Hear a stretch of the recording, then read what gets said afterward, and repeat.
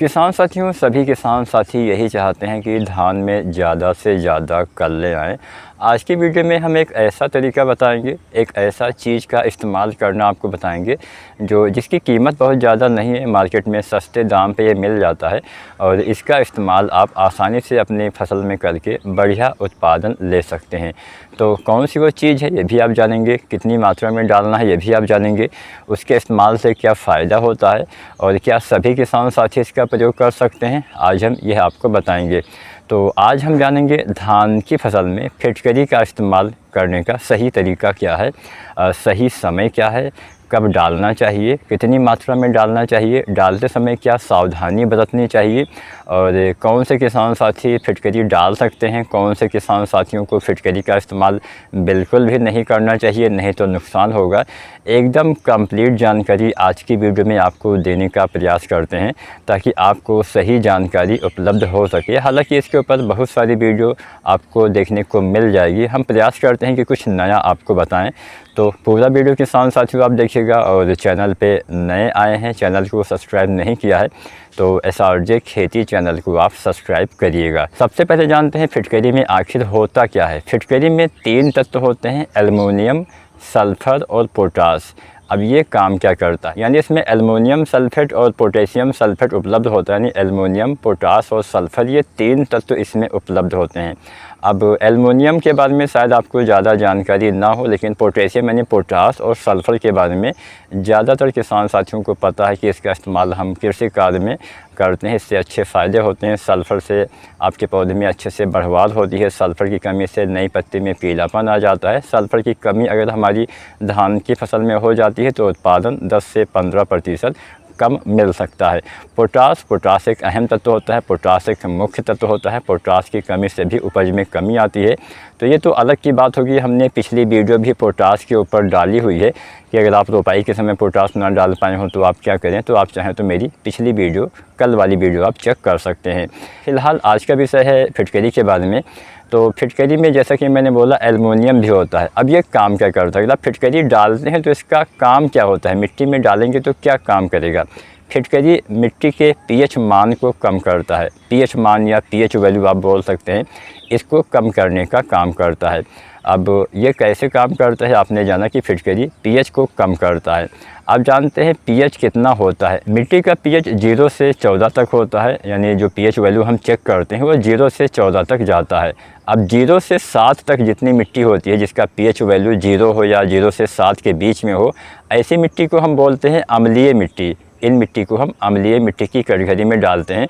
और जिस मिट्टी का pH वैल्यू 7 से ऊपर होता है, यानी 7 से लेकर 14 तक के बीच में होगा, उसको हम बोलेंगे क्षारीय मिट्टी। तो यानी जितना ज़्यादा pH उतना ज़्यादा क्षारीय मिट्टी हो जाती है। अब बात आती है कि ना तो हमारे पौधे अच्छे से अम्लीय मिट्टी में ग्रो करते हैं, यानी बढ़ते हैं, अच्छे से विकास नहीं होता है, ना ही बहुत ज़्यादा क्षारीय मिट्टी में हमारे पौधे का विकास होता है। जो 7 का pH मान होता है उसको हम तटस्थ pH बोल सकते हैं, मतलब एक ऐसा pH जो बीच का होता है। ये अच्छा आप मान सकते हैं कि हाँ, हमारे पौधे के अच्छे विकास के लिए 6 और 7 के बीच का जो pH वैल्यू होता है वो अच्छा होता है। 6 और 7 का जब आपकी मिट्टी का pH मान होगा तो इसमें बहुत सारे जो तत्व होते हैं वो पौधे आसानी से, मतलब पौधे के लिए उपलब्ध रहते हैं। कई बार क्या होता है कि pH वैल्यू ज़्यादा होने से बहुत सारे तत्व हमारे उपलब्ध नहीं हो पाते हैं।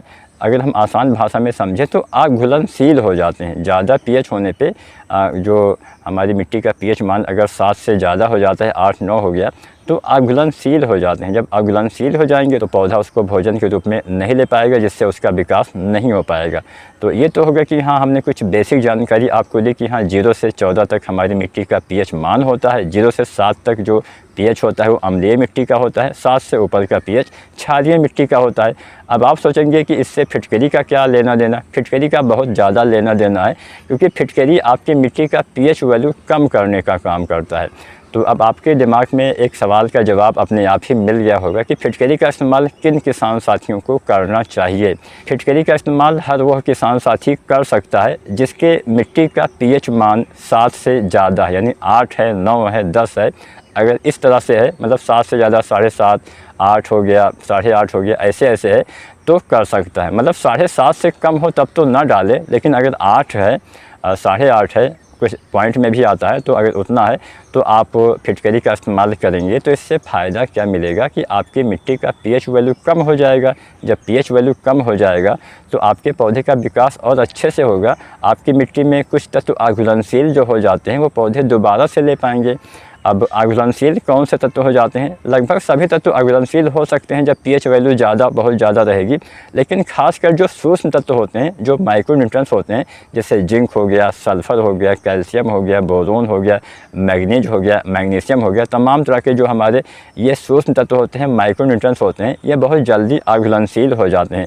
खासकर हम जिसका सबसे ज़्यादा इस्तेमाल करते हैं वो होता है जिंक। जिंक भी अघुलनशील हो जाता है, कई बार फास्फोरस भी अघुलनशील हो जाता है। अगर आपने कुछ गलती कर दी, मान लीजिए पीएच ज़्यादा नहीं भी है, हम ये बात अलग करते हैं कि पीएच ज़्यादा होने से तो अघुलनशील हो ही जाता है। मान लीजिए आपकी मिट्टी का पीएच वैल्यू नॉर्मल है, मतलब बीच का है, और आपने कुछ गलती के मतलब गलत तरीके से खादों का इस्तेमाल किया। जैसे आपने डीएपी डाला, डीएपी के साथ आपने जो है जिंक सल्फेट का इस्तेमाल किया। डीएपी हो या फिर कोई भी ऐसी खाद जिसमें फास्फोरस की मात्रा होती है, उसके साथ आपने जिंक सल्फेट डाल दिया, तो इसमें क्या होगा कि आपके ये तत्व भी अघुलनशील हो जाएगा। जिंक फास्फेट बन जाएगा जो अघुलनशील रूप में होता है। अब इसका भी पौधे प्रयोग नहीं कर पाएंगे। तो जब आप फिटकरी डालते हैं तो यही तत्व जो अघुलनशील रहते हैं ये आपके पौधे को दोबारा से उपलब्ध होने लगते हैं, जिससे पौधे का विकास, कल्ले का फुटाव, हरियाली, ग्रोथ आपको दिखाई दे सकती है। तो एक सवाल का जवाब आपको मिल गया कि फिटकरी का इस्तेमाल किन किसान साथियों को करना है? जिनकी मिट्टी का पीएच वैल्यू सामान्य से ज़्यादा है, यानी 8 से ज़्यादा है तो करिए। 7.5 से ज़्यादा है तो भी आप कुछ मात्रा में कर सकते हैं, लेकिन अगर 7 है या 7 से कम है तो फिटकरी डालेंगे तो फ़ायदे की बजाय आपका नुकसान हो जाएगा। तो यहाँ पे 2 बातें कंफर्म हो गई, कौन से किसान साथी इसका प्रयोग कर सकते हैं और कौन से किसान साथी फिटकरी नहीं डाल सकते हैं। अब बात आती है कि डालने का सही समय क्या है। अगर मान लीजिए आपकी मिट्टी का पीएच वैल्यू ज़्यादा है, यानी 7.5 से ज़्यादा है, 8 से 8.5 ऐसे करके है, तो आप फिटकरी कब डालें और कितनी मात्रा में प्रयोग करें।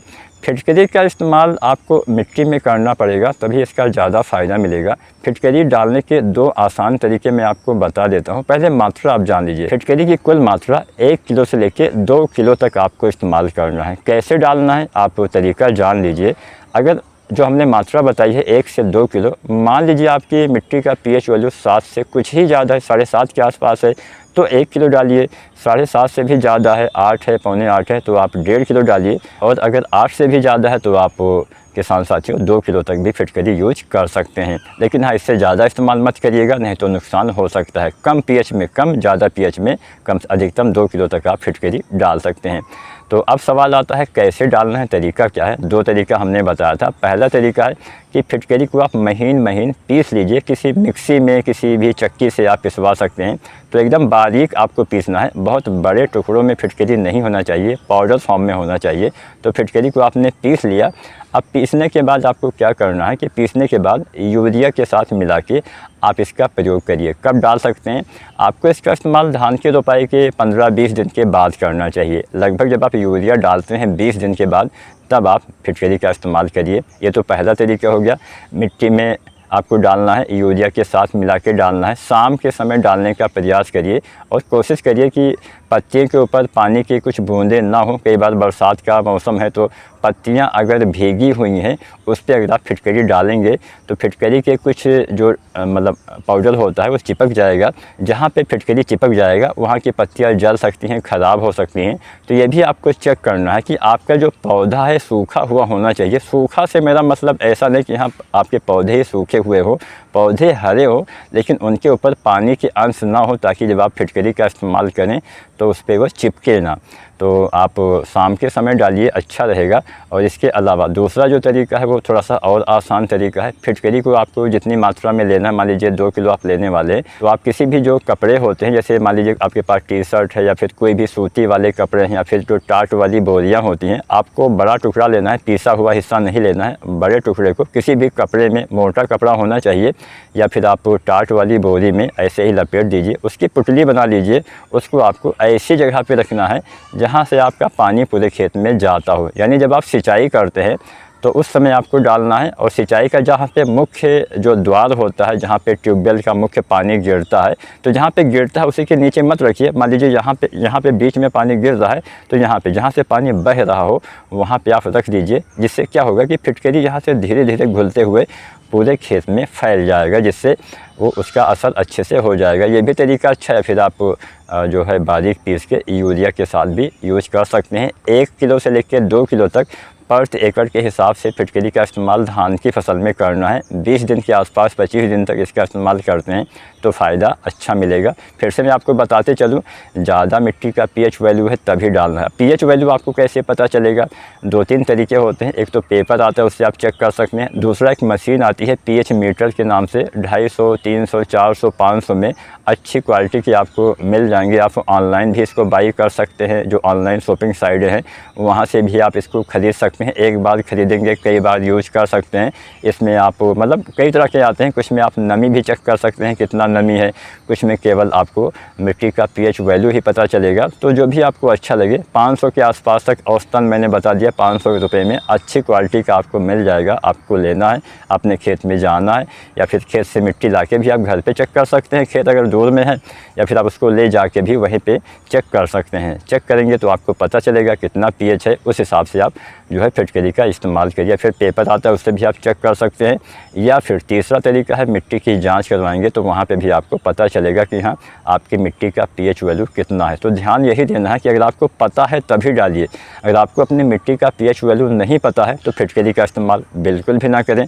आपको फ़ायदा तब हो सकता है, मान लीजिए हमने बोला कि आप फिटकरी डाल दीजिए, आपने डाल दिया। उदाहरण के लिए मान लीजिए 2 किसान साथियों ने डाला, एक की मिट्टी का पीएच वैल्यू ज़्यादा था, एक की मिट्टी का पीएच वैल्यू कम था।